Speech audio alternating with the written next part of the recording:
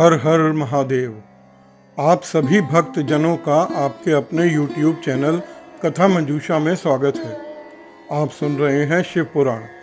अभी तक आपने शिव पुराण की विद्धेश्वर संहिता की कथा सुनी।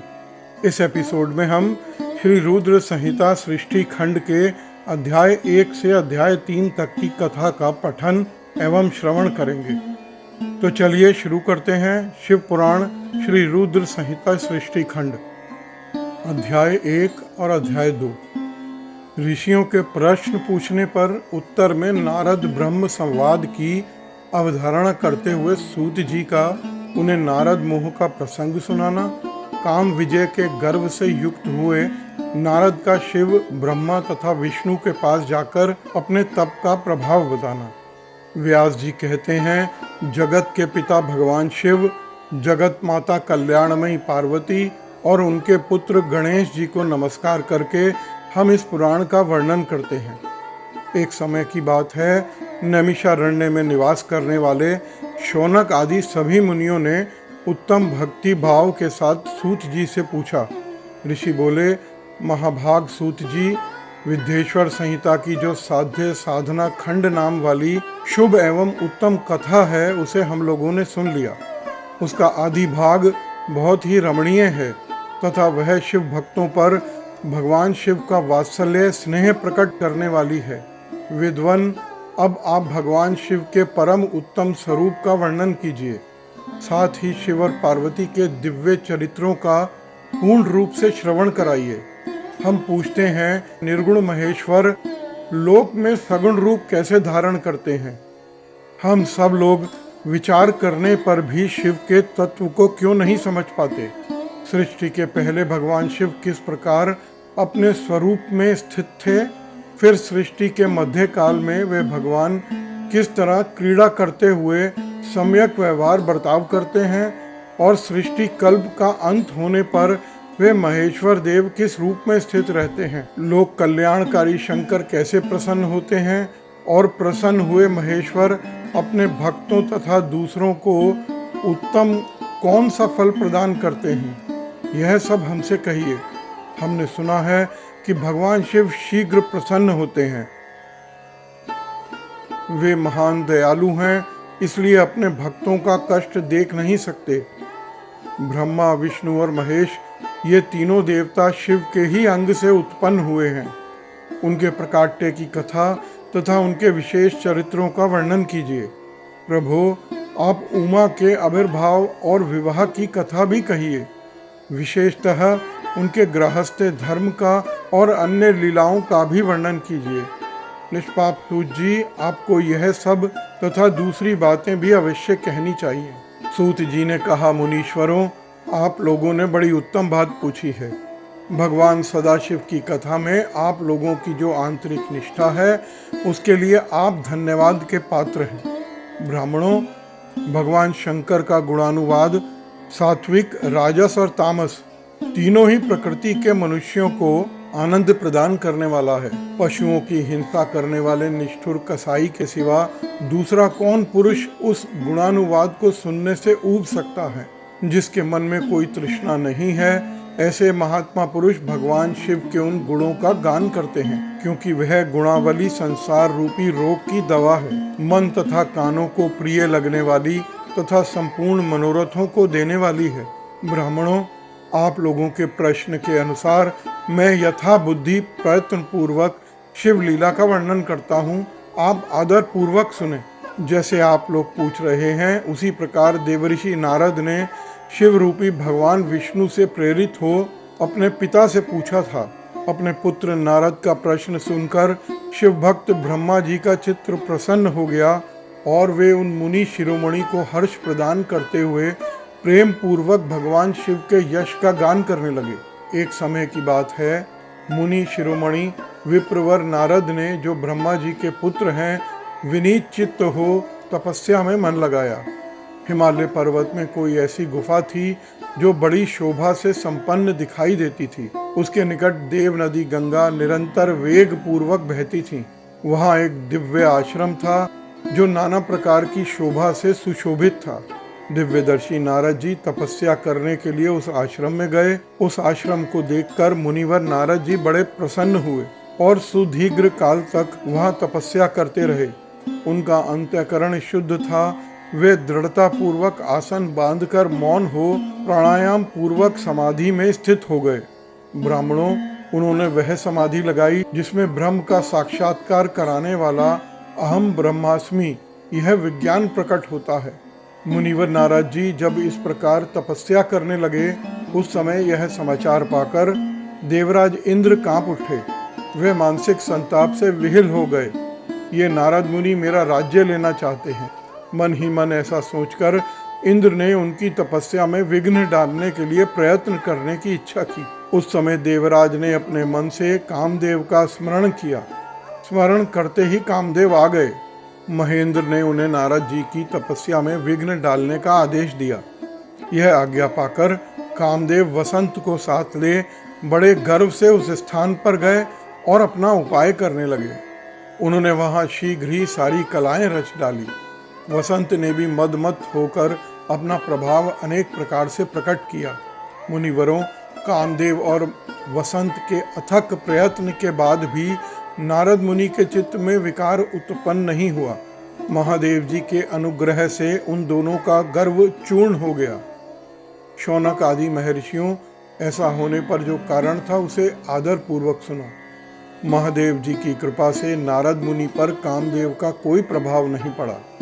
पहले उसी आश्रम में काम शत्रु भगवान शिव ने उत्तम तपस्या की थी और वहीं उन्होंने मुनियों की तपस्या का नाश करने वाले कामदेव को शीघ्र ही भस्म कर डाला था।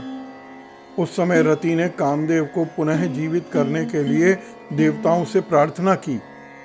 तब देवताओं ने समस्त लोकों का कल्याण करने वाले भगवान शंकर से याचना की। उनके याचना करने पर वे बोले, देवताओं, कुछ समय व्यतीत होने के बाद कामदेव जीवित हो जाएंगे, परंतु यहाँ उनका उपाय नहीं चल सकेगा। अमरगण, यहाँ खड़े होकर लोग चारों ओर जितनी दूर तक की भूमि को नेत्र से देख पाते हैं, वहाँ तक कामदेव के बाणों का प्रभाव नहीं चल सकेगा, इसमें संशय नहीं है। भगवान शंकर की इस उक्ति के अनुसार उस समय वहाँ नारद जी के प्रति कामदेव का निजी प्रभाव मिथ्या सिद्ध हुआ। वे शीघ्र ही स्वर्गलोक में इंद्र के पास लौट गए। वहाँ कामदेव ने अपना सारा वृतांत और मुनि का प्रभाव कह सुनाया।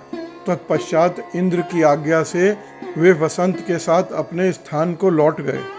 उस समय देवराज इंद्र को बड़ा विस्मय हुआ।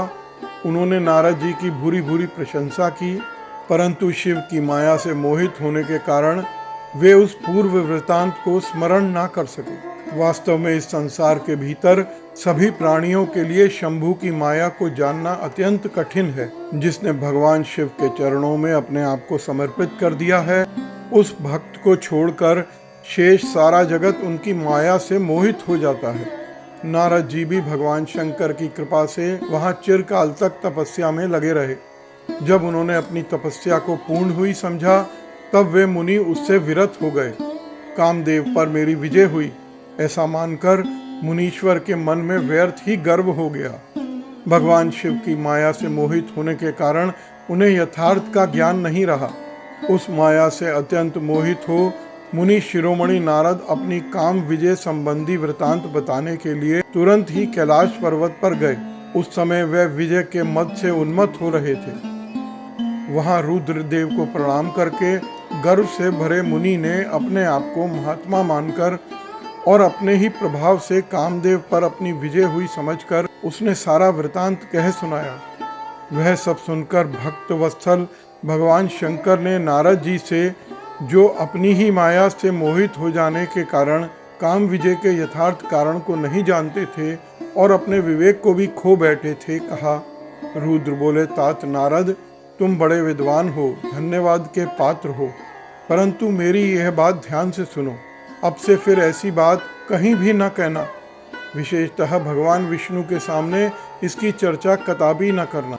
तुमने मुझसे अपना जो वृतांत बताया है उसे पूछने पर भी दूसरों के सामने न कहना। यह सिद्धि संबंधी वृतांत सर्वदा गुप्त रखने योग्य है, अतः इसे किसी पर भी प्रकट नहीं करना चाहिए। तुम मुझे विशेष प्रिय हो, इसलिए अधिक जोर देकर तुम्हें यह शिक्षा दे रहा हूँ और इसे ना कहने की आज्ञा देता हूँ, क्योंकि तुम भगवान विष्णु के भक्त हो और उनके भक्त होते हुए तुम मेरे अत्यंत अनुगामी हो। इस प्रकार बहुत कुछ कहकर संसार की सृष्टि करने वाले भगवान रुद्र ने नारद जी को शिक्षा दी और अपने वृतांत को गुप्त रखने के लिए समझाया बुझाया, परंतु वह तो शिव की माया से मोहित थे, इसलिए उन्होंने उनकी दी गई शिक्षा को अपने लिए हितकर नहीं माना। तदंतर मुनि शिरोमणि नारद ब्रह्मलोक में गए। वहां ब्रह्मा जी को प्रणाम करके उन्होंने कहा, पिताजी, मैंने अपने तपोबल से कामदेव को जीत लिया है। उनकी यह बात सुनकर ब्रह्मा जी ने भगवान शिव के चरणाबिंदों का चिंतन किया और सारा कारण जानकर अपने पुत्र को यह कहने से मना किया, परंतु नारद जी शिव की माया से मोहित थे, अतएव उनके चित्त में मद का अंकुर जम गया था, उनकी बुद्धि मारी गई थी। इसलिए नारद जी अपना सारा वृतांत भगवान विष्णु के सामने कहने के लिए वहां से शीघ्र ही विष्णु लोक में गए। नारद मुनि को आते देख भगवान विष्णु बड़े आदर से उठे और शीघ्र ही आगे बढ़कर उन्होंने मुनि को हृदय से लगा लिया। मुनि के आगमन का क्या हेतु है, इसका उन्हें पहले से ही पता था। नारद जी को अपने आसन में बिठाकर भगवान शिव का चिंतन करते हुए श्रीहरि ने उनसे पूछा। भगवान विष्णु बोले, तात, कहाँ से आते हो? यहाँ किस लिए तुम्हारा आगमन हुआ है? मुनिश्रेष्ठ, तुम धन्य हो, तुम्हारे शुभागमन से मैं पवित्र हो गया। भगवान विष्णु का यह वचन सुनकर गर्व से भरे हुए नारद मुनि ने मद से मोहित हो अपना सारा वृतांत बड़े अभिमान के साथ कह सुनाया। नारद मुनि का वह अहंकार युक्त वचन सुनकर मन ही मन भगवान विष्णु ने उनकी काम विजय के यथार्थ कारण को पूर्ण रूप से जान लिया। तत्पश्चात श्री विष्णु बोले, मुनिश्रेष्ठ, तुम धन्य हो, तपस्या के तो भंडार ही हो, तुम्हारा हृदय भी बड़ा उदार है। मुने, जिसके भीतर भक्ति, ज्ञान और वैराग्य नहीं होते, उसी के मन में समस्त दुखों को देने वाले काम, मोह आदि विकार शीघ्र उत्पन्न होते हैं। तुम तो नैष्टिक ब्रह्मचारी हो और सदा ज्ञान वैराग्य से युक्त रहते हो, फिर तुम में काम विकार कैसे आ सकता है? तुम तो जन्म से ही निर्विकार तथा शुद्ध बुद्धि वाले हो। श्री हरि की कही हुई ऐसी बहुत सी बातें सुनकर मुनि शिरोमणि नारद जोर जोर से हंसने लगे और मन ही मन भगवान को प्रणाम करके बोले। नारद जी ने कहा, स्वामिन, जब मुझ पर आपकी कृपा है तो बेचारा कामदेव अपना क्या प्रभाव दिखा सकता है? ऐसा कहकर भगवान के चरणों में मस्तक झुकाकर इच्छा अनुसार विचरने वाले नारद मुनि वहां से चले गए। अध्याय 1 और 2 समाप्त हुआ। अध्याय 3। माया निर्मित नगर में शील निधि की कन्या पर मोहित हुए नारद जी का भगवान विष्णु से उनका रूप मांगना, भगवान का अपने रूप के साथ उन्हें वानर का सा मुंह देना, कन्या का भगवान को वरण करना और कुपित हुए नारद का शिव गणों को शाप देना। सूत जी कहते हैं, महर्षियों, जब नारद मुनि इच्छा अनुसार वहां से चले गए, तब भगवान शिव की इच्छा से माया विशारद श्री हरि ने तत्काल अपनी माया प्रकट की। उन्होंने मुनि के मार्ग में एक विशाल नगर की रचना करी, जिसका विस्तार 100 योजन था। वह अद्भुत नगर बड़ा ही मनोहर था। भगवान ने उसे अपने वैकुंठ लोक से भी अधिक रमणीय बनाया था। नाना प्रकार की वस्तुएं उस नगर की शोभा बढ़ाती थीं। वहाँ स्त्रियों और पुरुषों के लिए बहुत से विहार स्थल थे। वह श्रेष्ठ नगर चारों वर्णों के लोगों से भरा था। वहाँ शील निधि नामक ऐश्वर्यशाली राजा राज्य करते थे। वे अपनी पुत्री का स्वयंवर करवाने के लिए उद्यत थे, अतः उन्होंने महान उत्सव का आयोजन किया। उनकी कन्या का वरण करने के लिए उत्सुक हो चारों दिशाओं से बहुत बड़े बड़े राजकुमार पधारे थे, जो नाना प्रकार की वेशभूषा तथा सुंदर शोभा से प्रकाशित हो रहे थे। उन राजकुमारों से वह नगर भरा पूरा दिखाई देता था। ऐसे सुंदर राजनगर को देख नारद जी मोहित हो गए। वे राजा शील निधि के द्वार पर गए। मुनि शिरोमणि नारद को आया देख महाराज शील निधि ने श्रेष्ठ रत्नमय सिंहासन पर बिठाकर उनका पूजन किया। तत्पश्चात अपनी सुंदरी कन्या को, जिसका नाम श्रीमती था, बुलवाया और उससे नारद के चरणों में प्रणाम करवाया। उस कन्या को देखकर नारद मुनि चकित हो गए और बोले, राजन, यह देव कन्या के समान सुंदरी महाभागा कन्या कौन है? उनकी यह बात सुनकर राजा ने हाथ जोड़कर कहा, मुने, ये मेरी पुत्री है, इसका नाम श्रीमती है। अब इसके विवाह का समय आ गया है। यह अपने लिए सुंदर वर चुनने के लिए निमित्त स्वयंवर में जाने वाली है। इससे सब प्रकार के शुभ लक्षण लक्षित होते हैं। महर्षि, आप इसका भाग्य बताइए। राजा के इस प्रकार पूछने पर काम से विहिल हुए मुनिश्रेष्ठ नारद उस कन्या को प्राप्त करने की इच्छा मन में लिए राजा को संबोधित करके इस प्रकार बोले, भूपाल, तुम्हारी ये पुत्री समस्त शुभ लक्षणों से संपन्न है, परम सौभाग्यवती है। अपने महान भाग्य के कारण यह धन्य है और साक्षात लक्ष्मी की भांति समस्त गुणों की आगार है। इसका भावी पति निश्चय ही भगवान शंकर के समान वैभवशाली, सर्वेश्वर, किसी से पराजित न होने वाला, वीर, काम विजयी तथा संपूर्ण देवताओं में श्रेष्ठ होगा। ऐसा कहकर राजा से विदा लेकर इच्छानुसार विचरने वाले नारद मुनि वहां से चल दिए। वे काम से विभूषित हो गए थे। शिव की माया ने उन्हें विशेष मोह में डाल दिया था। वे मुनि मन ही मन सोचने लगे कि मैं इस राजकुमारी को कैसे प्राप्त करूं? स्वयंवर में आए हुए नरेशों में से सबको छोड़कर यह एकमात्र मेरा ही वरण करे, यह कैसे संभव हो सकता है? समस्त नारियों को सौंदर्य सर्वदा प्रिय होता है। सौंदर्य को देखकर वह प्रसन्नता पूर्वक मेरे अधीन हो सकती है, इसमें संशय नहीं है। ऐसा विचार कर काम से विहिल हुए मुनिवर नारद भगवान विष्णु का रूप ग्रहण करने के लिए तत्काल उनके लोक में जा पहुँचे। वहाँ भगवान विष्णु को प्रणाम करके इस प्रकार बोले, भगवान, मैं एकांत में आपसे अपना सारा वृतांत कहूँगा। तब बहुत अच्छा कहकर लक्ष्मीपति श्री हरि नारद जी के साथ एकांत में जा बैठे और बोले, मुने, अब आप अपनी बात कहिए। नारद जी ने कहा, भगवान, आपके भक्त जो राजा शीलनिधि हैं, वे सदा धर्म पालन में तत्पर रहते हैं। उनकी एक विशाल लोचना कन्या है जो बहुत ही सुंदरी है। उसका नाम श्रीमती है। वह विश्व मोहिनी के रूप में विख्यात है और तीनों लोकों में सबसे अधिक सुंदरी है। प्रभु, आज मैं शीघ्र ही उस कन्या से विवाह करना चाहता हूँ। राजा शीलनिधि ने अपनी पुत्री की इच्छा से स्वयंवर रचाया है, इसलिए चारों दिशाओं से वहाँ सहस्त्रों राजकुमार पधारे हैं। नाथ, मैं आपका प्रिय सेवक हूँ, अतः आप मुझे अपना स्वरूप दे दीजिए, जिससे राजकुमारी श्रीमती निश्चय ही मुझे वर ले। सूत जी कहते हैं, महर्षियों, नारद मुनि की ऐसी बात सुनकर भगवान मधुसूदन हंस पड़े और भगवान शंकर के प्रभाव का अनुभव करके उन दयालु प्रभु ने उन्हें इस प्रकार उत्तर दिया। विष्णु बोले, मुने, तुम अपने अभिष्ट स्थान को जाओ। मैं उसी तरह तुम्हारा हित साधन करूँगा जैसे श्रेष्ठ वैद्य अत्यंत पीड़ित रोगी का करता है, क्योंकि तुम मुझे विशेष प्रिय हो। ऐसा कह के भगवान विष्णु ने नारद मुनि को मुख तो वानर का दे दिया और शेष अंगों में अपने जैसा स्वरूप देकर वे वहां से अंतर ध्यान हो गए। भगवान की बात सुनकर और उनका मनोहर रूप प्राप्त हो गया, यह समझकर नारद मुनि को बड़ा हर्ष हुआ। वे अपने को कृत्य मानने लगे। भगवान ने क्या प्रयत्न किया है, इसको वे समझ ना सके। तदंतर मुनिश्रेष्ठ नारद शीघ्र ही उस स्थान पर जा पहुँचे जहाँ राजा शीलनिधि ने राजकुमारों से भरी हुई स्वयंवर सभा का आयोजन किया था। विप्रवरों, राजपुत्रों से घिरी हुई वह दिव्य स्वयंवर सभा दूसरी इंद्र सभा के समान अत्यंत शोभा पा रही थी।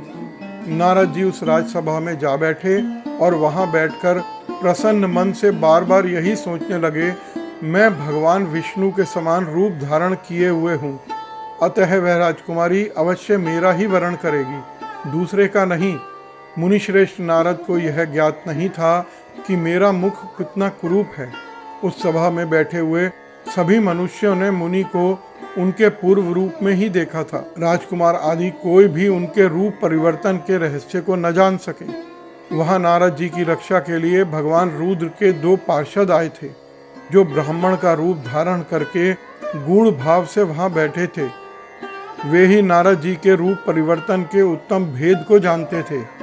मुनि को कामावेश में मूढ़ हुआ जानकर वे दोनों पार्षद उनके निकट गए और आपस में बातचीत करते हुए उनकी हंसी उड़ाने लगे, परंतु मुनि तो काम से विहिल हो रहे थे, अतः उन्होंने उनकी यथार्थ बात की भी अनसुनी कर दी। वे मोहित हो श्रीमती को प्राप्त करने की इच्छा से उसके आगमन की प्रतीक्षा करने लगे। इसी बीच में वह सुंदरी राजकन्या स्त्रियों से घिरी हुई अंतःपुर से वहां आई। उसने अपने हाथ में सोने की एक सुंदर माला ले रखी थी। वह शुभ लक्षणा राजकुमारी स्वयंवर के मध्य भाग में लक्ष्मी के समान खड़ी हुई अपूर्व शोभा पा रही थी। उत्तम व्रत का पालन करने वाली वह भूकन्या माला हाथ में लेकर अपने मन के अनुरूप वर का अन्वेषण करती हुई सारी सभा में भ्रमण करने लगी।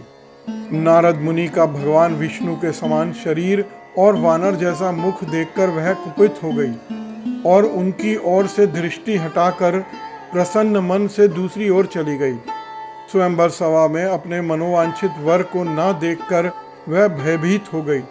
राजकुमारी उस सभा के भीतर चुपचाप खड़ी रह गई।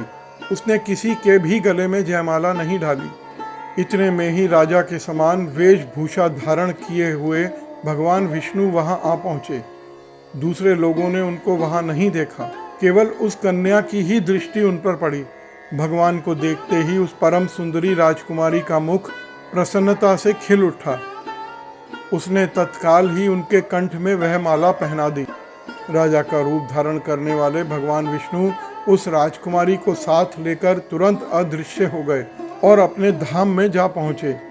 इधर सब राजकुमार श्रीमती की ओर से निराश हो गए। नारद मुनि तो काम वेदना से आतुर हो रहे थे, इसलिए वे अत्यंत विह्वल हो उठे। तब वे दोनों विप्रधारी ज्ञान विशारद रुद्रगण काम विहिल नारद से उसी क्षण बोले, हे नारद, हे मुने, तुम व्यर्थ ही काम से मोहित हो रहे हो और सौंदर्य के बल से राजकुमारी को पाना चाहते हो। अपना वानर के समान घृणित मुंह तो देख लो। सूत जी कहते हैं, महर्षियों, उन रुद्रगणों का यह वचन सुनकर नारद जी को बड़ा विस्मय हुआ। वे शिव की माया से मोहित थे। उन्होंने दर्पण में अपना मुख देखा और वानर के समान अपना मुख देख वे तुरंत ही क्रोध से जल उठे और माया से मोहित होने के कारण उन दोनों शिवगणों को वहां श्राप देते हुए बोले, अरे तुम दोनों ने मुझ ब्राह्मण का उपहास किया है, अतः तुम ब्राह्मण के वीर्य से उत्पन्न राक्षस हो जाओ। ब्राह्मण की संतान होने पर भी तुम्हारे आकार राक्षस के समान ही होंगे। इस प्रकार अपने लिए श्राप सुनकर वे दोनों ज्ञान शिरोमणि शिवगण मुनि को मोहित जानकर कुछ नहीं बोले। ब्राह्मणों, वे सदा सब घटनाओं में भगवान शिव की ही इच्छा मानते थे, अतः उदासीन भाव से अपने स्थान को चले गए और भगवान शिव की स्तुति करने लगे। अध्याय 3 समाप्त हुआ। अगले एपिसोड में आप रुद्र संहिता के अध्याय 4 से अध्याय 7 तक की कथा का श्रवण करेंगे। तब तक के लिए धन्यवाद। हर हर महादेव।